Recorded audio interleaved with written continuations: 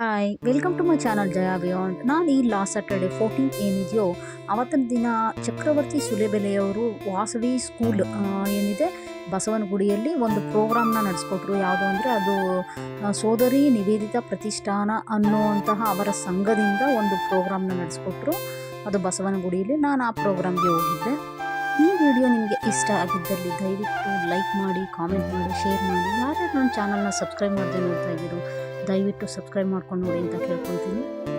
ಈ ಪ್ರೋಗ್ರಾಮ್ ಬೆಳಗ್ಗೆ 10 ಗಂಟೆಯಿಂದ ಹಿಡಿದು ಸಂಜೆ 5 ಗಂಟೆವರೆಗೂ ನಡೆಯಿತು. ಆದರೆ ನನಗೆ ಆ ಮಾರ್ನಿಂಗ್ ಟೈಮ್ ಹೋಗೋಕ್ಕಾಗಲಿಲ್ಲ. ಹಾಗಾಗಿ ಮಧ್ಯಾಹ್ನ ಹತ್ತತ್ರ ರೀಚ್ ಆಗೋಷ್ಟು 3:30 ಆಗ್ಬಿಟ್ಟಿತ್ತು. ಇನ್ನೇನು ಮುಗಿಯೋ ಟೈಮೇ ಆಗಿತ್ತು. ಆದರೂ ಹೋಗಿದ್ದು ಅಷ್ಟು ಟೈಮ್ ಆದ್ರೂ ನನಗೆ ಸ್ವಲ್ಪವೂ ಬೇಜಾರಾಗಲಿಲ್ಲ. ಯಾಕೆಂದರೆ ಅಷ್ಟು ಇನ್ನು ಎಂಡ್ ಟೈಮಲ್ಲಿ ಕೂಡ ಅಷ್ಟೇ ಇಂಟ್ರೆಸ್ಟಿಂಗ್ ಆ್ಯಂಡ್ ಎಕ್ಸೈಟಿಂಗ್ ಆಗಿತ್ತು. ನೀವು ಟಿ ವಿನಲ್ಲಿ ಬರುವಂತಹ ಹರಟೆ ಪ್ರೋಗ್ರಾಮನ್ನು ನೋಡಿರ್ತೀರ. ಈ ಕಾರ್ಯಕ್ರಮದ ಉದ್ದೇಶ ಏನಾಗಿತ್ತು ಅಂದರೆ ಹಬ್ಬಗಳನ್ನ ಉಳಿಸ್ಕೊಳ್ಬೇಕು ಅನ್ನೋ ಸಂದೇಶನ ಜನರಿಗೆ, ಈಗಿನ ಕಾಲದ ಜನರಿಗೆ ಅವರು ಮುಟ್ಟಿಸ್ಬೇಕಾಗಿತ್ತು. ಆ ಕಾರಣಕ್ಕೆ ಈ ಪ್ರೋಗ್ರಾಮ್ ಮೂಲಕ ಹಬ್ಬಗಳ ಮಹತ್ವನ ಜನರಿಗೆ ತಿಳಿ ಹೇಳೋಕ್ಕೋಸ್ಕರ ಈ ಕಾರ್ಯಕ್ರಮನ ನಡೆಸ್ಕೊಟ್ರು. ಇಲ್ಲಿ ಹಬ್ಬವನ್ನು ಅಂದರೆ ಹಿಂದೂ ಧರ್ಮದ ಹಬ್ಬಗಳನ್ನು ಯಾವ್ಯಾವ ಥರ ಆಚರಣೆ ಮಾಡ್ತಿದ್ರು ಅನ್ನೋದನ್ನು ಕೆಲವೊಂದೊಂದು ಕಡೆ ಅಂದರೆ ಈ ಥರ ಮಾಡೆಲ್ಗಳನ್ನ ಮಾಡಿ ಮತ್ತು ಫೋಟೋಗಳನ್ನು ಹಾಕಿ ಮತ್ತು ಆ ಹಬ್ಬದ ಮಹತ್ವ ಏನು ಮತ್ತು ಆ ಹಬ್ಬದ ವಿಶೇಷತೆಗಳೇನು ಅನ್ನೋದನ್ನು ತೋರಿಸ್ಲಿಕ್ಕೆ ಕೆಲವೊಂದೊಂದು ಈ ಥರ ಫೋಟೋ ಎಲ್ಲ ಹಾಕಿ ಮಾಡೆಲ್ಗಳೆಲ್ಲ ಮಾಡಿ ಪ್ರತಿಯೊಂದು ಹಬ್ಬನೂ ಇಲ್ಲಿ ಯಾವ ಥರ ಆಚರಣೆ ಮಾಡಬೇಕು ಅನ್ನೋದನ್ನ ಬೆಳಗ್ಗೆಯಿಂದ ಸಂಜೆವರೆಗೂ ನಡೆದಿತ್ತು. ಆದರೆ ನಾವು ಹೋಗಿದ್ದು ಲೇಟ್ ಆದ ಕಾರಣಕ್ಕೆ ಇದೆಲ್ಲ ನಮಗೆ ಮಿಸ್ ಆಯಿತು. ಆದರೆ ನಾವು ಹೋಗಿದ್ದಂಥ ಅಷ್ಟು ಸಮಯನೂ ನಾವು ತುಂಬ ತಿಳ್ಕೊಂಡ್ವಿ, ತುಂಬ ವಿಚಾರಗಳನ್ನ ತಿಳ್ಕೊಳ್ಳೋ ಥರ ಆಯಿತು. ಇದು ಒಂದು ಗಣೇಶ ಚತುರ್ಥಿ ಏನಿದೆಯೋ ಆ ಹಬ್ಬದ ಆ ಹಬ್ಬನ ಯಾವ ಥರ ಆಚರಣೆ ಮಾಡ್ತಾರೆ ಮತ್ತು ಜಾತ್ರೆಗಳು ಯಾವ ಥರ ನಡೀತವೆ, ಸಂಪೂರ್ಣವಾಗಿ ಜಾತ್ರೆ ಇಲ್ಲಿ ಏನೇನು ಸಿಗುತ್ತೆ ಅನ್ನೋದನ್ನ ಕೂಡ, ತಿಂಡಿಗಳಾಗಲಿ, ಆ ರಥ ತೇರು ಎಳೆಯೋದಾಗಲಿ, ಫೋಟೋ ಮತ್ತು ತಿಂಡಿಗಳನ್ನ ಅಲ್ಲಲ್ಲಿ ಇಟ್ಟು ತುಂಬ ಚೆನ್ನಾಗಿ ಮಾಡೆಲ್ಗಳನ್ನ ಮಾಡಿಟ್ಟಿದ್ರು.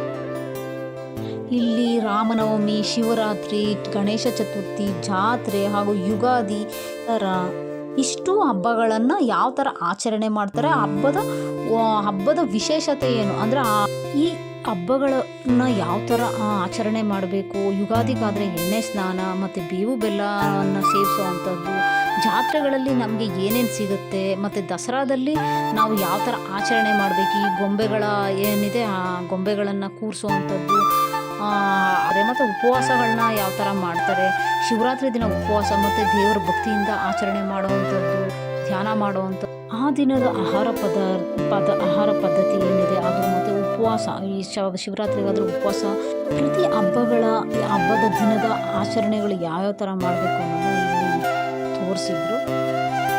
ನಾವು ತಲುಪಿದ್ದು 3:30ಗೆ. ಆ 3:30ನಲ್ಲಿ ಮುನಿಸ್ವಾಮಿಯವರು ಪ್ರೋಗ್ರಾಮ್ನ ನಡೆಸ್ಕೊಡ್ತಾ ಇದ್ರು.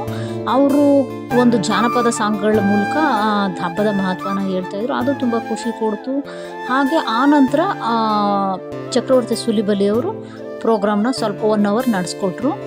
ಮುಂಚೆನೇ ತುಂಬ ಪ್ರೋಗ್ರಾಮ್ಗಳು ನಡೆದಿತ್ತು, ಆದರೆ ಅದ್ರ ಬಗ್ಗೆ ಎಲ್ಲ ನನಗೆ ಮಾಹಿತಿ ಇಲ್ಲ. ಯಾಕೆಂದರೆ ಹೋಗಿದ್ದು ಲೇಟ್ ಆದ್ದರಿಂದ ನನಗೆ ಸುಮಾರು ವಿಷಯಗಳು ಮಿಸ್ ಆಯಿತು. ಹೋಗಿದ್ದು 1.5 ಗಂಟೆಲೇ ಅಷ್ಟು ಎಂಜಾಯ್ ಮಾಡಿದ್ವಿ. ಅಂದರೆ ಸ್ಟಾರ್ಟಿಂಗ್ ಯಾವ ಥರ ಇತ್ತು ಮಿಸ್ ಆಯಿತಲ್ಲ ಅನ್ನೋ ಬೇಜಾರಂತೂ ಖಂಡಿತ ಆಯಿತು. ಚಕ್ರವರ್ತಿ ಸುಲಿಬೆಲೆಯವರ ಸ್ಪೀಚ್ ಏನಿದೆ ಅದನ್ನು ನಾನು 1 hourವರೆಗೂ ಸೇವ್ ಮಾಡಿಕೊಂಡೆ ಮತ್ತೆ ಕೇಳಬೇಕು ಅಂತ. ಆದರೆ ನಾನು ಇಲ್ಲಿ 1-2 ಮುಖ್ಯವಾದ ಪಾಯಿಂಟ್ಗಳು ಅಷ್ಟೇ ಹೇಳ್ತೀನಿ. ಯಾಕೆಂದರೆ ಅವರ ವಿಷಯಗಳೇನಿದೆ ಅದನ್ನು ನನ್ನ ಇದರಲ್ಲಿ ಶೇರ್ ಮಾಡೋದು ಚೆನ್ನಾಗಿರಲ್ಲ ಅನ್ನೋ ಕಾರಣಕ್ಕೆ. ಅವ್ರು ಹೇಳಿದ ಪ್ರಕಾರ ಫೆಸ್ಟಿವಲ್ ಅನ್ನೋ ಪದ ಫೆಸ್ಟ್ ಅನ್ನೋ ಪದದಿಂದ ಬಂದಿದೆ. ಇದರ ಅರ್ಥ ಚೆನ್ನಾಗಿ ತಿನ್ನೋದು ಅನ್ನೋದು ನಮ್ಮ ಭಾರತ ಬಿಟ್ಟು ಬೇರೆ ದೇಶದ ವಿಷಯ ಆಗಿದೆ. ಅಂದರೆ ಕಲ್ಚರ್ ಆ ಥರ ಇದೆ. ಆದರೆ ಭಾರತದಲ್ಲಿ ಇದನ್ನು ಮೀರಿದ್ದು ಇತ್ತೀಚೆಗೆ ಅದು ಊಟಕ್ಕೆ ನಿಂತಿದೆ. ಭಾರತದಲ್ಲಿ ಕೂಡ ಊಟಕ್ಕಷ್ಟೇ ನಿಂತುಬಿಟ್ಟಿದೆ.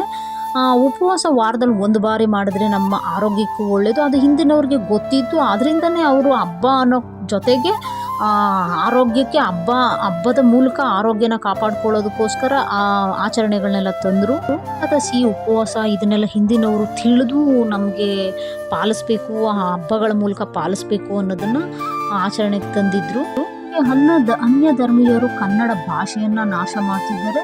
ಆ ಭಾಷೆ ನಾಶವಾದರೆ ನಮ್ಮ ಸಂಸ್ಕೃತಿನೂ ನಾಶ ಆಗುತ್ತೆ, ಧರ್ಮನೂ ನಾಶ ಆಗುತ್ತೆ. ಹಾಗಾಗಿ ನಮ್ಮ ಭಾಷೆಯನ್ನು ಉಳಿಸ್ಕೊಳ್ಬೇಕು. ಭಾಷೆ ನಾಶವಾದರೆ ಕಲ್ಚರ್ ಕೂಡ ನಾಶವಾಗುತ್ತೆ. ಹಬ್ಬ, ಆಧ್ಯಾತ್ಮ ಎರಡು ಒಟ್ಟಿಗೆ ಸಾಗುತ್ತೆ. ಹಬ್ಬ ಮನುಷ್ಯನಿಗೆ ತಾಳ್ಮೆಯನ್ನು ಕಲಿಸುತ್ತೆ. ಏನು ಅಂದರೆ ಈ ಎಂಜಲು ಅಂತ ಏನು ಹೇಳ್ತೇವೆ, ಮೀಸಲು ಅಂತ ಏನು ಹೇಳ್ತೀವಿ, ನಾವು ದೇವರಿಗೆ ಇಡುವಂಥ ಮೀಸಲು ಅಂತ ಏನು ಹೇಳ್ತೀವಿ, ಅದು ಕೂಡ ಮನುಷ್ಯನಿಗೆ ತಾಳ್ಮೆಯನ್ನು ಕಲಿಸುತ್ತೆ. ಭಕ್ತಿ ಅನ್ನೋದು ಮನುಷ್ಯನಿಗೆ ಏಕಾಗ್ರತೆಯನ್ನು ಕಲಿಸುತ್ತೆ.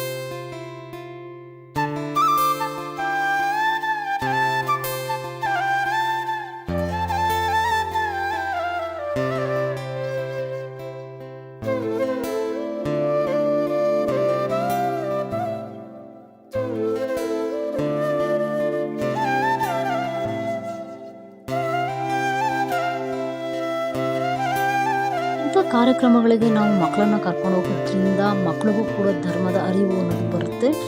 ಪ್ರೋಗ್ರಾಮ್ನ ಮುಖ್ಯ ಉದ್ದೇಶ ಏನಂದರೆ ಹಬ್ಬವನ್ನು ಮುಂದಿನ ಪೀಳಿಗೆಗೆ ವರ್ಗಾಯಿಸಬೇಕು ಅನ್ನೋದು ಅವರ ಈ ಪ್ರೋಗ್ರಾಮ್ನ ಉದ್ದೇಶ ಆಗಿತ್ತು.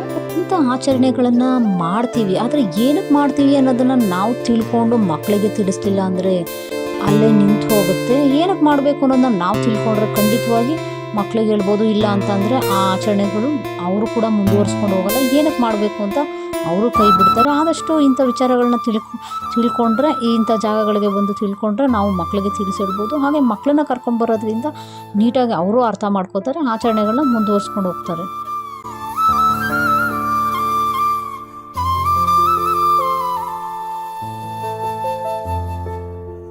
ಈ ವಿಡಿಯೋ ನಿಮಗೆ ಇಷ್ಟ ಆಗಿದ್ದಲ್ಲಿ ಲೈಕ್ ಮಾಡಿ, ಕಾಮೆಂಟ್ ಮಾಡಿ.